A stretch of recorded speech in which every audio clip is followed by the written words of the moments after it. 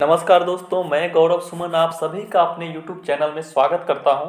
RRB NTPC का exam अपने दूसरे फेज के अंतिम स्टेज पे है। इसका मतलब यह है कि लगभग आरआरबी ने 40% कैंडिडेट के एग्ज़ाम अब तक कंडक्ट करा लिए हैं। तो इन सभी एग्ज़ाम्स को देखते हुए, उसके क्वेश्चन पैटर्न्स को और भी काफ़ी सारे फैक्टर्स को देखते हुए इस एग्ज़ाम का ट्रेंड क्या रह रहा है और इससे हमें क्या अनुमान लगा सकते हैं अपने कट ऑफ को लेकर के। मतलब कि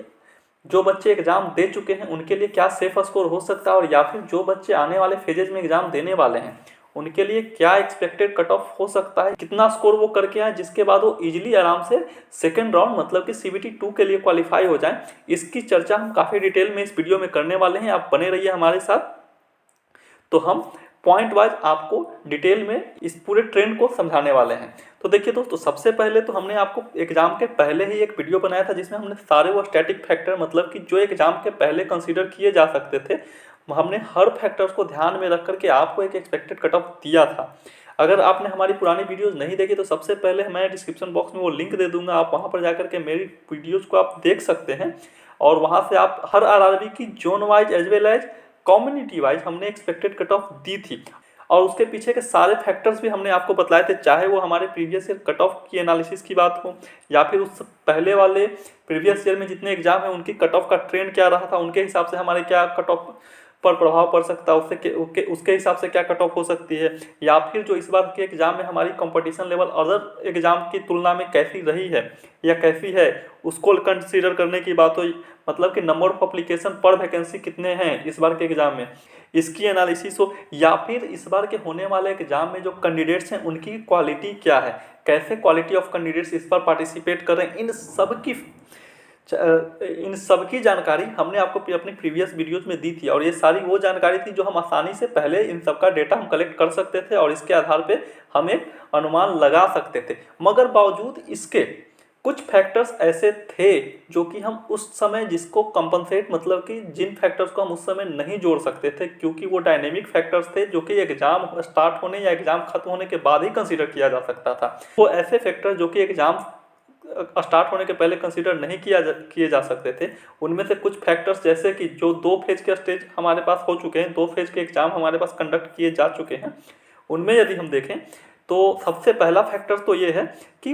एग्जाम का जो पैटर्न है, एक्चुअली हर बार कोई भी एग्जाम हो तो हमेशा क्वेश्चन अलग हो जाता है, चीज़ें अलग हो जाती है, काफ़ी चीज़ बदलती है। तो हमने हर चीज़ को तो ले लिया, मगर एक्चुअल जो क्वेश्चन आरआरबी इस बार दे रही है, अगर वो क्वेश्चन का लेवल ही बदल देती तो सारा आपका क्या कहते हैं, सारा कैलकुलेशन ही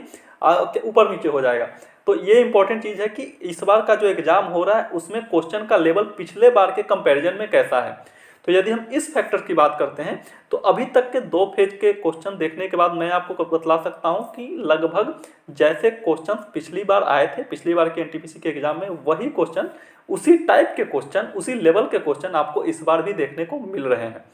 हाँ, ये चीज़ है कि अलग अलग एग्जाम्स में क्वेश्चन में वेरिएशंस है, तो ये वेरिएशन हर बार हुई है। पिछली बार भी आपको जब देखिएगा तो स्टार्टिंग में कुछ इजी क्वेश्चन आए थे, उसके बाद जैसे जैसे शिफ्ट आगे होती गई थी तो क्वेश्चन का लेवल थोड़ा सा इंक्रीज हुआ था, और इस बार भी हम वो पैटर्न देख रहे हैं क्योंकि स्टार्टिंग में काफ़ी इजी क्वेश्चन भी हमें देखने को मिला और इस बार धीरे धीरे थोड़ा सा लेवल इंक्रीज कर रही है एनटीपीसी, और आने वाले शिफ्ट में, आने वाले फेजेज में आपको और भी ज़्यादा अच्छे स्टैंडर्ड क्वेश्चन देखने को मिले, मतलब कि जिसमें जिसे आप कह सकते हैं कि मॉडरेट टाइप के क्वेश्चन आ रहे हैं। तो हम कुल मिलाकर कहें तो हम कह सकते हैं कि क्वेश्चन का जो लेवल है वो बहुत ज़्यादा अलग नहीं है पिछली बार की तुलना में। तो इस फैक्टर के हिसाब से हम जो अभी तक मान करके चले थे, जो हमने आपको पिछली वीडियोज में बतलाया था, आप उसे कंसिडर कर सकते हैं।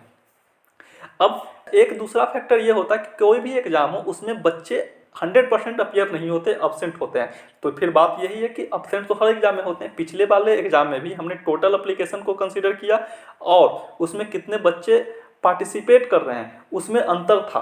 तो अब पिछली बार जो अंतर था या हर बार जो अंतर होता है, तो सामान्य तौर पे किसी भी एग्जाम में 10 से 15% या 20% तक बच्चे अब्सेंट होते हैं। लेकिन यदि ये डिफरेंस 5% 7% का ऊपर नीचे हो तो आपको इससे उतना कंसीडर करने की ज़रूरत नहीं है, बहुत ज़्यादा इम्पैक्ट इस पर नहीं आता है कट ऑफ पे। लेकिन यदि ये गैप बहुत ज़्यादा बड़ा या छोटा हो जाए तो फिर इसका भी इफेक्ट आपको हो सकता है। और बिल्कुल आपको यदि एक अनुमान लगा रहे हैं, कि एक्सपेक्टेशन कर रहे हैं और उसको सटीक आपको करना है, तो हम कट ऑफ का प्रेडिक्शन को सटीक करना चाहें तो इस फैक्टर को भी लेने की ज़रूरत है। तो जहाँ तक हम बच्चों के अब्सेंट होने की बात करें, तो पिछली बार जहाँ एवरेज जो जितने बच्चे अब्सेंट होते हैं उसी प्रकार थे, 20-25% बच्चे अब्सेंट होते हैं, तो उस तरीके से पिछली बार अब्सेंट थे। बट इस बार क्या है कि इस बार ये चीज़ें आपको ज़्यादा देखने को मिल रही है, मतलब कि काफ़ी बच्चे अब्सेंट हो रहे हैं। बहुत ज़्यादा डेटा लोगों के पास तो नहीं है। एक तो तरीका ये है कि बच्चे एग्जाम दे रहे हैं तो बतला रहे हैं कि आधी आधी सीट खाली रह रही है, और ये फैक्ट भी है। और एक ऑफिशियल आंकड़ा है हमारे पास जो आप देख सकते हैं कि आरआरबी चंडीगढ़ से एक आरटीआई का रिप्लाई आया है, जिसमें फेज 1 के बारे में पूछा गया था कि कितने बच्चों के लिए एग्जाम कंडक्ट कराया गया था फेज 1 में, और कितने बच्चे अभी तक उसमें अपीयर हुए थे। तो फेज 1 कंप्लीट होने के बाद वहां से डेटा आया था कि लगभग 2,70,000 बच्चों के लिए एग्जाम कंडक्ट कराया गया था, लेकिन टोटल बच्चे 1,32,000 के अप्रोक्स अपीयर हुए थे उसमें। तो ये चीज़ें आप देख सकते हैं। तो इसका मतलब ये था कि लगभग 48% बच्चे अपीयर थे या 49% बच्चे, तो आधे से ज़्यादा बच्चे अब्सेंट हो रहे हैं। और ये एक जगह का पैटर्न है, तो मैं ये नहीं कह रहा कि एक जगह पे 51% अब्सेंट हो तो हर जगह उतने ही होंगे, लेकिन हाँ ये तय है कि हर पैटर्न यही रह रहा है हर जगह। तो आप मान लेते हैं 50-52% ना होकर के अगर 45-50% भी बच्चे एवरेज अब्सेंट हो रहे हैं तो ये बहुत बड़ी संख्या और इसको कंसीडर करने की ज़रूरत है। और यदि ये पूरे अभी तक हमारे पास 1 या 2 फेज के ही आंकड़े हैं, यदि 5 फेज में भी ये मेंटेन रहता है और ये इतना ही होता है तो इसकी वजह से 1-1.5 नंबर का डिफरेंस, मतलब कि कट ऑफ जो हम अनुमान लगा रहे थे उसमें से कमने की आशंका है और कट ऑफ नीचे की ओर डाउन होगा इसकी वजह से। अब ये जो दोनों बातें थी इसको हम पहले कंसीडर नहीं कर सकते थे, क्योंकि बच्चे कितने अब्सेंट हो रहे हैं ये एग्जाम होने के बाद ही पता चलता है, और क्वेश्चन का पैटर्न इस बार कैसा है, क्वेश्चन का लेवल इस बार कैसा है, ये भी एग्जाम होने के बाद ही पता किया जा सकता था। तो बस ये ऐसे दो फैक्टर थे जिसे हमने अपनी एनालिसिस में पहले कंसीडर नहीं किया था। तो हमने जो कट ऑफ आपको पिछली बार दिया है आप उस वीडियो को पहले देखिए, और आपका जो भी जोन जो भी कम्युनिटी है उस कट ऑफ में इन दोनों को कंपनसेट करके जो हमने बताया आप एक एक्सपेक्टेशन उससे ले सकते हैं। हालांकि फाइनली ओवरऑल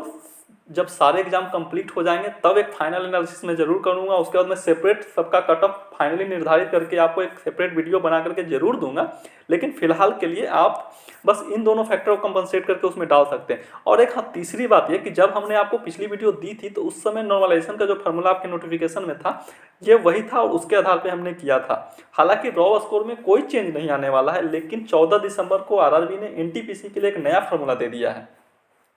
अब उस नए फार्मूले में क्या है कि एक्चुअली दो बच्चों के बीच का जो आपस में नंबर का डिफरेंस पिछले फार्मूले के हिसाब से था वो तो वही रहेगा, लेकिन सभी बच्चों के एक क्या कहते हैं एक निश्चित मार्क्स इस नॉर्मलाइजेशन के हिसाब से बढ़ने वाले हैं। इसलिए बढ़ने वाले हैं क्योंकि पिछली बार की नॉर्मलाइजेशन फार्मूला जो नोटिफिकेशन में दी गई है उसमें बेस शिफ्ट जो है टोटल बच्चों के एवरेज मार्क्स को लिया गया है, एवरेज मार्क्स प्लस उनके स्टैंडर्ड डिविएशन को बेस मार्क्स लिया गया है। लेकिन जो फार्मूला चेंज करके दिया गया है 14 दिसंबर को, इसमें बोला गया है कि जो सबसे इजी वाली शिफ्ट होगी उसका एवरेज प्लस स्टैंडर्ड डिविएशन को बेस माना जाए। तो ऑब्वियस है जो सबसे इजी होगी इसका मतलब उसका एवरेज सबसे ज़्यादा होगा। तो ये जो मॉडरेट वाली जो पहले वाली थी और अब इजी वाले को हम ले रहे थे, इन दोनों के बीच का जो गैप होगा ये इतना मार्क्स जो है हर बच्चों के अब ऐड हो जाएंगे नॉर्मलाइजेशन के बाद, जो कि पहले वाले फार्मूले में नहीं थी। मैंने पहले वाले फार्मूले में उतने मार्क्स कम आने वाले थे, तो इस फार्मूले में आपको क्या होगा हर बच्चे का जितने भी बच्चे सबको एग्जैक्ट उतना ही मार्क्स ऐड हो जाएगा। तो इस प्रकार से आप देख सकते हैं कि 5-7 नंबर सब बच्चों के ऐड होने वाले। तो कुल मिलाकर के पिछले बार के नॉर्मलाइजेशन की तरह ही आपको 15-20 नंबर इस बार भी देखने को मिलने वाला है नॉर्मलाइजेशन में। लेकिन हाँ इस फार्मूले की अच्छी बात यह है कि पिछली बार जो वेरिएशन बहुत ज़्यादा था कि आपको छोटी सी इजी शिफ्ट हो जाती थी तो बिल्कुल बहुत कम, और वो आपकी टफ शिफ्ट तो बहुत ज़्यादा डिफरेंस ये जो बहुत ज़्यादा का था वो नहीं होगा, मगर फिर भी एक अच्छी खासी नॉर्मलाइजेशन आपको देखने को मिलेगी। तो ये कुल मिलाकर के ये 3 बातें थी जो हम अभी तक के ट्रेंड के हिसाब से आपको बतलाना चाहते थे। और हालांकि अभी तक केवल 2 फेज हुए हैं, आगे भी और 3 फेजें होने वाली, हो सकता है कि उन 3 फेज में ये जो हमारे पास अभी जो ट्रेंड और आंकड़ा हमें देखने को मिल रहा है वो बदले और उसके हिसाब से हमें कुछ और अनुमान लगाना पड़ जाए, तो वो बाद की बातें हैं। लेकिन फिलहाल अभी तक का जो ट्रेंड है उसके हिसाब से हम बिल्कुल ये कह सकते हैं कि पेपर का लेवल बिल्कुल लगभग पिछली बार की तरह है और उसकी वजह से आपको कोई वेरिएशन नहीं देखने को मिलेगा। और जो अब्सेंटी की बात है तो अब्सेंट पहले की तुलना में इस बार कैंडिडेट ज़्यादा अब्सेंट हो रहे हैं और इसका लाभ आपको जरूर मिलेगा। अब ये एग्जैक्ट मार्क्स के टर्म में कितना होगा इसके लिए जैसे ही कुछ और फेजेस कंप्लीट होंगे और कुछ बातें पिक्चर थोड़ी क्लियर होगी तो हम आपको इससे रिलेटेड बिल्कुल एक फाइनल कट ऑफ जरूर आपको बतलाएंगे, एक्सपेक्टेड कट ऑफ। और यदि आपको कोई जानकारी या कोई इन्फॉर्मेशन हमसे चाहिए हो बिल्कुल आप हमें कह सकते हैं। हम कोशिश करेंगे कि आप लोगों तक जो भी जानकारी मेरे पास है आपको जो भी मददगार हो सकती है आप तक पहुँचाने की कोशिश करेंगे। ओके, धन्यवाद।